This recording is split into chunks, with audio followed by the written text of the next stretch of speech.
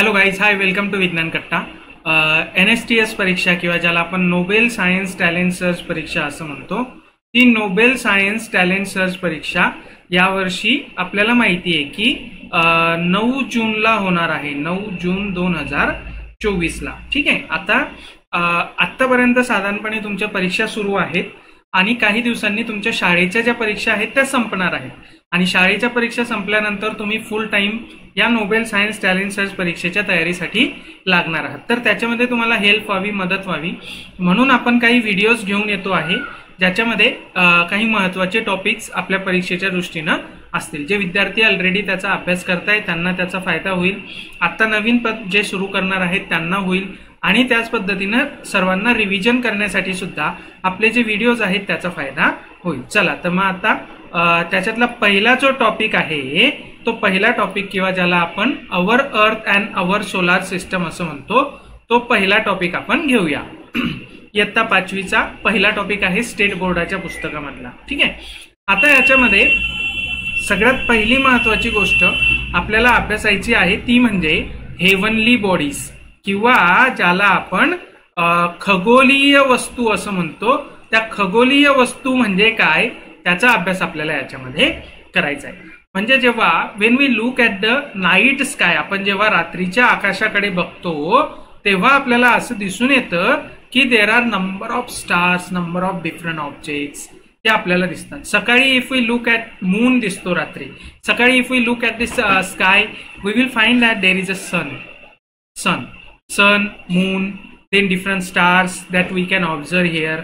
All these are called as a heavenly bodies. या सगळ्यांना खगोलीय वस्तू असं म्हणतात. आता ह्या ज्या खगोलीय वस्तू आहे या खगोलीय वस्तूंपैकी जे सन आहेत किंवा ज्याला आपण सूर्य असं म्हणतो आणि मून आहेत, चंद्र ज्याला आपण म्हणतो, ह्या आपल्या तुलनेनं जवळ आहे. इतर खगोलीय वस्तूंच्या तुलनेत they are closer to us. Sun is the closest star to our earth. आपल्या पृथ्वीला सगळ्यात जवळचा तारा कोणता असेल तर तो सूर्य आहे. त्याच्यानंतर सगळ्यात जवळची खगोलीय वस्तू कोणती असेल तर ती मून आहे, आपलं सॅटेलाइट आहे. म्हणून हे आपल्याला बिग दिसतात, आपल्याला मोठे दिसतात आणि त्याचबरोबर ब्राईट असतात, ब्रिलियंट आपल्याला ते दिसून येतात because they are closer to us. Okay, ते आहे. त्याच्यानंतर ह्या ज्या हेवनली बॉडीज आहेत याच्यापैकी if you carefully look at them you will find that some of them are twinkling bodies. काही ट्विंकल करतात म्हणजे ज्यांना आपण लुकलुक करतात असं म्हणतो. Twinkle twinkle little stars like that. हे ट्विंकलिंग हेवनली बॉडीज जे आहे they are called as a stars. त्यांना आपण स्टार्स असं म्हणतो. आता जर का आपण या स्टार्स कडे बघितलं तर तुम्हाला असं लक्षात येईल की some of them are faint one while as some of them are bright one.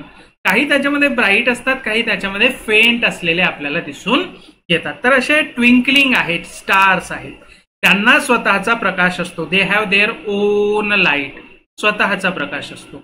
Where as there are some heavenly bodies if we look at the night sky we will find that they are not twinkling.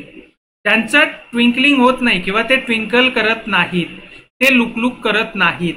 These are called as a planets.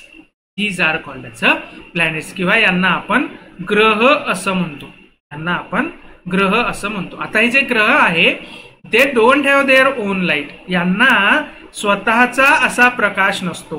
What they do, they get light from the stars and they reflect it towards अस. की आपल्याला सूर्यापासून प्रकाश मिळतो, ते या ग्रहांना सुद्धा मिळतो, other प्लॅनेट्सला सुद्धा मिळतो आणि ते हा सूर्याचा प्रकाश आपल्याकडे फक्त परावर्तित करतात, त्यांना स्वतःचा प्रकाश असा नसतो. तर असं हे स्टार्स आणि प्लॅनेट्सच्या बाबतीमध्ये. आता इथे स्टार्स आहेत याच्यापैकी sun is the star which is present in our solar system. आपल्याला जे आपल्या सोलार सिस्टमचा अभ्यास करायचा आहे त्या आपल्या सोलार सिस्टम मध्ये सन जो आहे, सूर्य जो आहे, तो आपल्याला सगळ्यात जवळचा आपल्या सूर्यमालेतला एकमेव तारा आहे, स्टार आहे.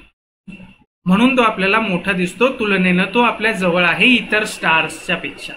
त्याच्यामुळे तो मोठा दिसतो, तो ब्राईट दिसतो. तर अशा पद्धतीनं हे आपलं सन. त्याच्यानंतर प्लॅनेट जर आपण नाईट स्काय मध्ये बघितले तर आपल्याला आपल्या सोलार सिस्टम मधले काही प्लॅनेट्स दिसतात. जो प्रामुख्याने आयडेंटिफाय आपल्याला करता येतो तो आहे आपला मंगळ किंवा त्याला आपण मार्स म्हणतो. त्याचा जो रंग आहे तो रंग रेड कलरचा आपल्याला दिसून येतो. तो का असतो वगैरे वगैरे ते आपल्याला याच्यामध्ये अभ्यासायचं आहे. तर आपला पहिला पाठ आहे ज्याच्यामध्ये आपण सुरुवातीचा जो भाग आहे तो आपण बघितला. याचा पुढचा जो भाग आहे म्हणजे आपली सोलार सिस्टम किंवा ज्याला आपण आपली सूर्यमाला असं म्हणतो तो आपण पुढच्या व्हिडिओमध्ये बघूया. धन्यवाद.